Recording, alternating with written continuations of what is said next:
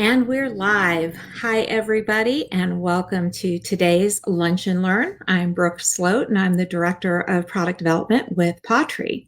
I'm going to just see if anybody is jumping on right now. If you are on, if you could go ahead and leave a comment so I can see who's here. Just say hi. This is a nice topic, a good reminder for you guys to give you a nice update. It takes a few minutes for people to come on.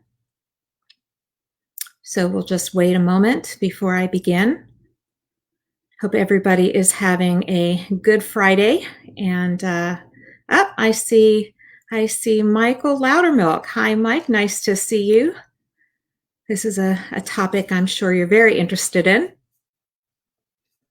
Again, as you're joining the live, you guys just leave a comment so I know that you're here.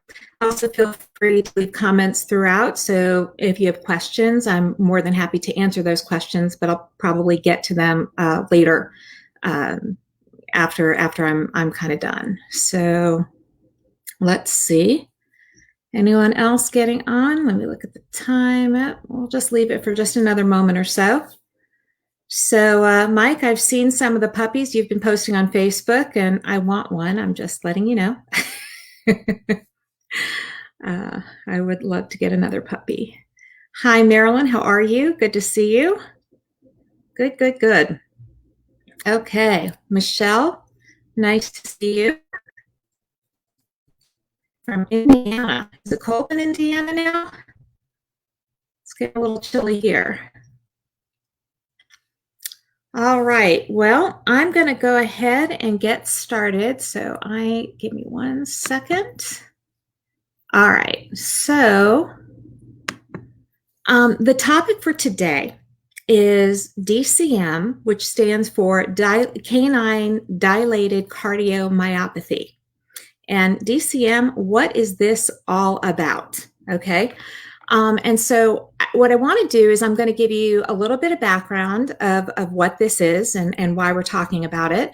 And then just give you some updates so that you are as up to date as ever, as we are with regard to what's been investigated and what the findings have been. So let's start with July of 2018. So in July of 2018, the FDA began investigating a potential connection between diet and reports of canine dilated cardiomyopathy, or DCM. Now, that's a mouthful to say, so I'm just going to from now on say DCM. Okay. So what is this and why are they investigating it? Well, DCM is a disease of a dog's heart muscle, and it results basically in an enlarged heart. And as the heart and its chambers become dilated, it becomes harder for the heart to pump, and the heart valves may leak, which can lead to a buildup of fluids in the chest and abdomen, and it leads to congestive heart failure, basically. And it does cause, DCM is known to cause deaths. So what's happening is there were alleged concerns with dogs eating certain types of pet foods. And these pet foods were labeled grain-free. These were types of foods that were mostly sold, well, they were sold in big box, but they were mostly sold in the mom pop type stores, right? These were foods containing high amounts of peas and lentils and other legumes, seeds and pulses, and or potatoes. Those were deemed as their main ingredients. And there was concern with dogs either not getting enough taurine in their diet, or taurine was being blocked or not being utilized, okay, in the dog's diet. So the FDA requested consumers and vets to report DCM cases because they wanted to get a plethora of information in so they could do some research. Now, why did the FDA notify the public about this possible connection if the agency didn't have any definitive answers?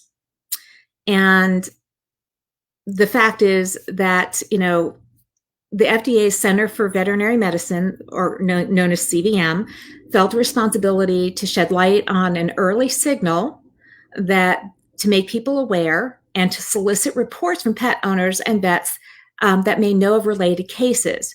And the data, so they wanted to collect this data, right? And the data provided through reports would help inform the investigation. And that makes sense.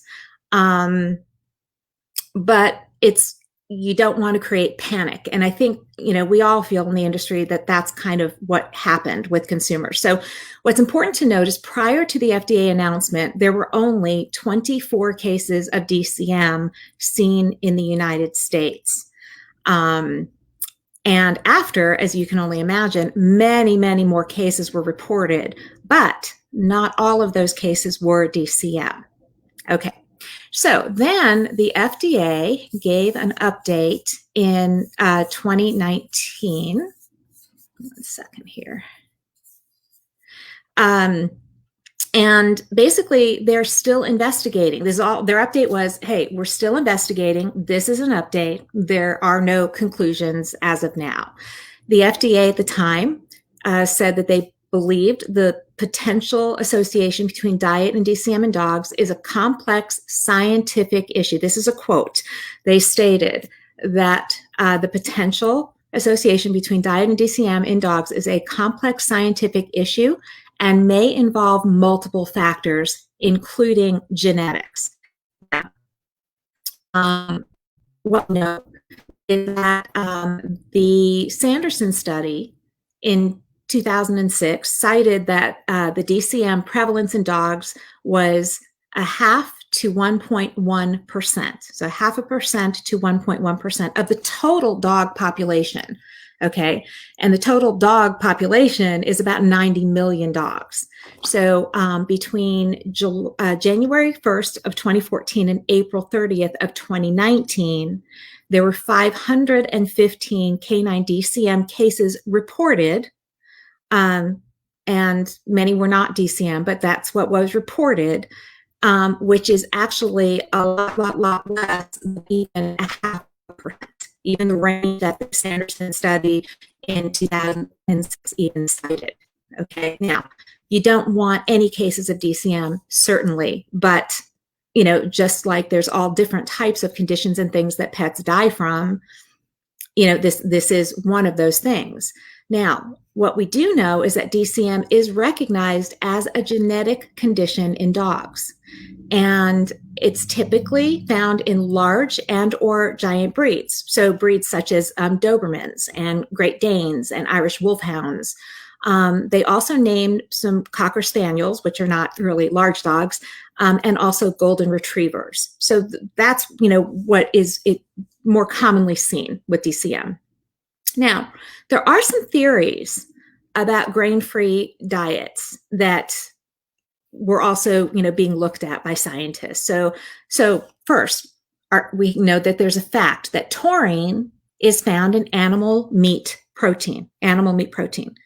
So they were thinking that consumers may not be feeding enough taurine. So the diets, for instance, these diets that were grain-free might contain more protein from legumes as opposed to animal sources. So maybe there's just not enough taurine being fed to the dogs.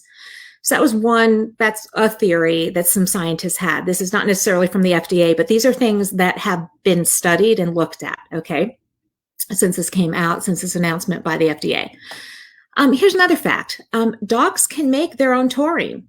They make it from methionine and cysteine. These are the precursors of taurine synthesis. And this methionine and cysteine, they're less available from legumes than other ingredients, like poultry and possibly grain. So that's another thing they were looking at, and they were thinking that maybe something's wrong with the methionine and cysteine in legumes that's not allowing the dogs to convert them to taurine. That could happen, for instance, with harvesting methods like using glyphosates.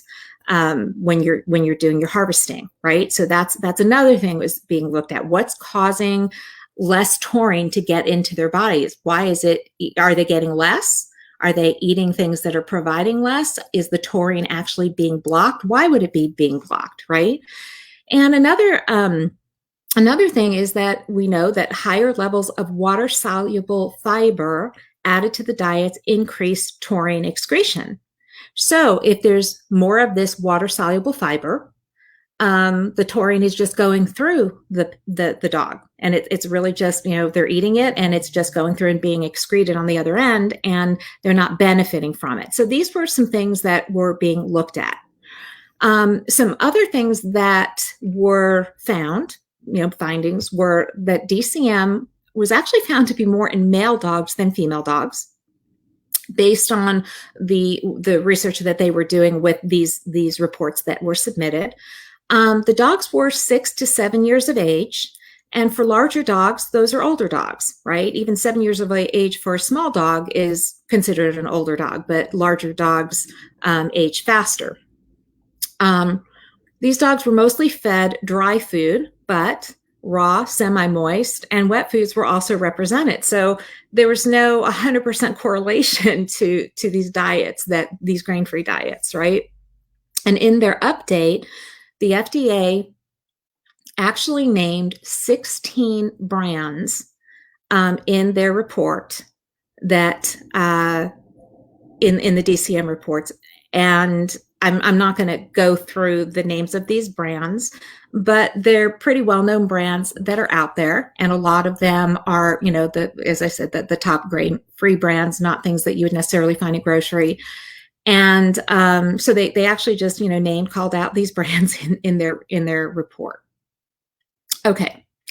So in this June 2019 update, the FDA is not advising dietary changes. And this is a quote from them. It says, "At this time, we are not advising dietary changes based solely on the information we've gathered so far." Another quote, "It's important to note that the reports include dogs that have eaten grain-free and grain-containing foods, and also vegetarian or vegan formulations. They also include all forms of diets, all forms, so kibble, canned, raw, and home-cooked. Therefore, we do not think these cases can be explained simply by whether or not they contain grains or are a specific brand or manufacturer." Okay.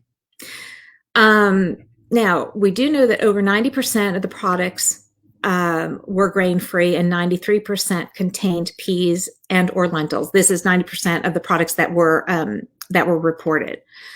But that's what the FDA was asking to be sent in. They wanted to know cases where dogs were being fed grain-free diets. They didn't ask if they passed from DCM and they were fed any diet. They wanted to know specifically these grain-free diets, right?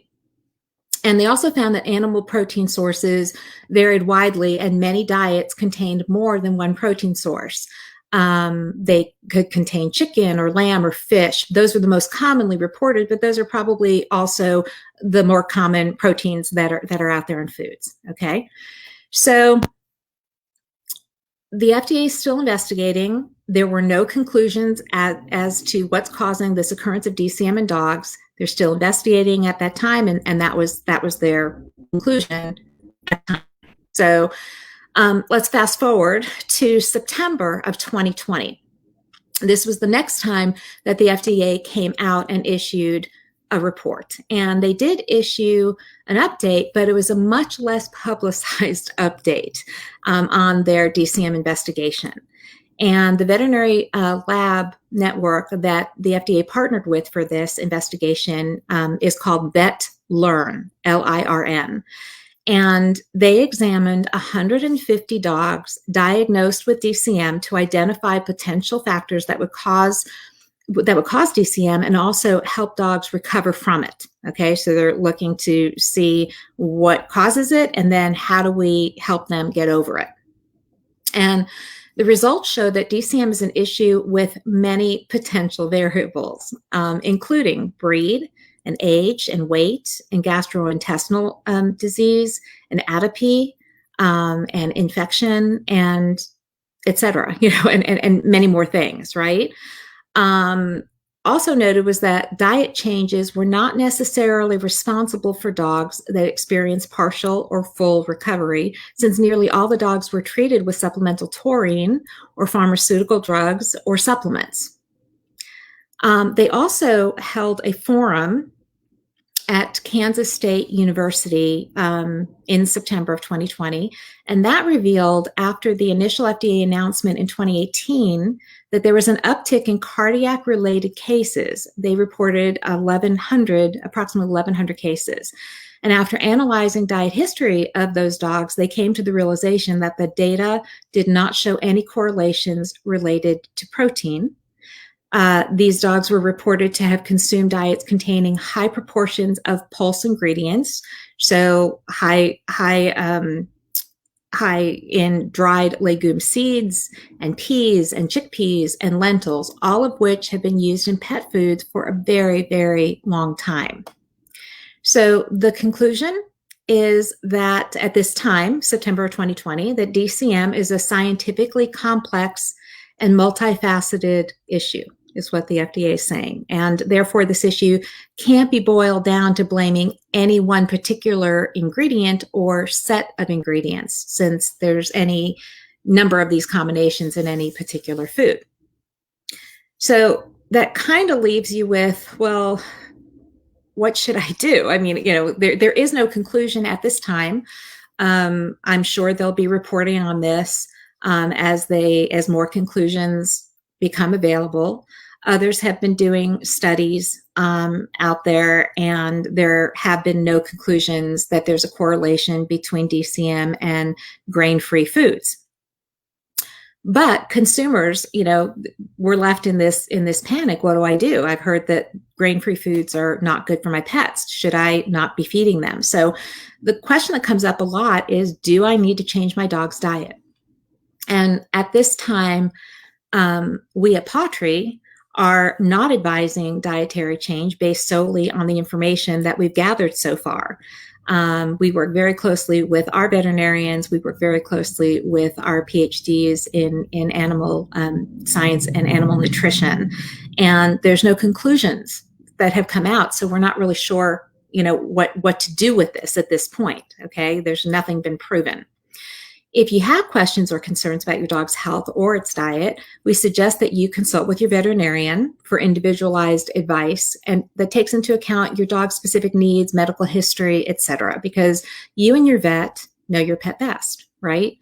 Now, sometimes people will say, well, hey, my vet is telling me to switch to food with grains. Should I do that? And we get calls all the time about these things, especially when the FDA has come out with something that they're reporting on. And, basically, since there's no conclusion as to what's causing these DCM cases in dogs, your dog's diet may not actually be a factor. You have to remember that DCM is highly genetic. But you need to do what you and your vet feel is best for your pets. But however, keep in mind that traditional vets will most likely recommend switching to a diet containing grains. And that's okay, because there's lots of diets out there that contain grains. Okay. Now let's talk about pawTree, since I'm with pawTree. Let's talk about pawTree food for a moment and what we do. So we have always supplemented our recipes with taurine because we make a claim contains taurine for heart and eye health. And though we supplemented with taurine, we have lots more of what's guaranteed on the actual guaranteed analysis, because taurine comes from animal protein, which is a big, big part of our formulas, right? So there's plenty of animal protein in there. Now, when we were notified by our nutritionist, our formulator, back in July of 2018 about what the FDA was investigating, we had a conversation, we talked through, well, what should we do? And the idea at that point was, well, hey, if the pet is not getting enough taurine, let's add more taurine so that more gets through. If it's being blocked, more taurine has a chance to get through. We know dogs can make their own, but we wanted to make sure that there was, a sufficient amount. So we made a change immediately to all of our formulas, our dog food formulas, and added taurine. But pawTree also offers a very nice selection of dog food with healthy grains that might be of interest to consumers as well. So if you want to switch off of a grain-free food, with pawTree, you have options. And I'm sure there's plenty of options out in the marketplace. if that's what you want to do. But the main thing is that please do not panic about this. If you want to add taurine, you can supplement with taurine supplements. You can supplement. We have a product called Pop Herrings, and here's Pop Herrings. This is basically a seasoning which contains real meat. Real meat contains taurine naturally. So if you can just sprinkle some of this on their food, whatever food you're feeding, and you're going to be getting more taurine naturally, right? You can feed real meat treats. Those will give you more taurine naturally. And the only thing we can do right now is just wait for more information from the FDA. There's really no conclusions at this time. I think there's just more confusion at this time. But we will always continue to keep you informed of FDA's any future findings that we find out from the FDA. They're still investigating. They haven't given another time frame as to when they will have conclusive findings or even when they will give another update, but we will keep you informed. And, you can be assured with our pawTree food that we will adapt our recipes if any decisive conclusions are reached. And if there's anything that's harmful or anything that we need to do to help dogs be able to get more taurine in their systems or anything else, as the science is proven, we will absolutely make those changes. So that concludes talk on DCM. I'm going to take a quick look at comments and see if I can see if anybody has any questions. Okay, so let me look through here. Hello, lots of call outs of hello. Let's see. Diane wants to know, will pawTree ever sell wet dog food in a can? So Diane, we have a lot of products that we are looking at developing, and we have a lot of products already in our line. And canned food is certainly one. We have canned cat food, so canned dog food is certainly one that we look at. So it might happen. But yes, it is something that is on our list. We have so many products. We have a list of products out for the next 5+ years, and every year we kind of look at what trends are and kind of figure out where we want to go. Okay, let's see if I can see any others. Let's see. I don't see any other questions. I don't know that this is letting me scroll. That's the problem. Well, I am gonna, I guess, leave.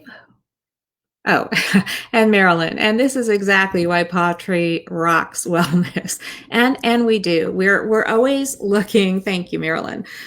We are always looking to find the best nutrition, best ingredients, best sources of ingredients for your pets. So we want to just make sure that you have the healthiest pets that you can have, so you don't have to deal with, everybody right now is dealing with so much with COVID and people not working or limited hours, whatever it is. So, we understand money is a concern, and you don't have time for, vet visits or medical issues. And we're always looking to give you guys healthy options for your pets to keep them healthy and safe and thriving. So at this point, you guys, I think I'm going to go ahead and end the broadcast, but thank you very much for joining us today for this Lunch and Learn. I hope you were able to learn something about DCM, and now you have all the updates. You're in the know. All righty. You have a good afternoon, you guys. Take care. Take care. Bye-bye.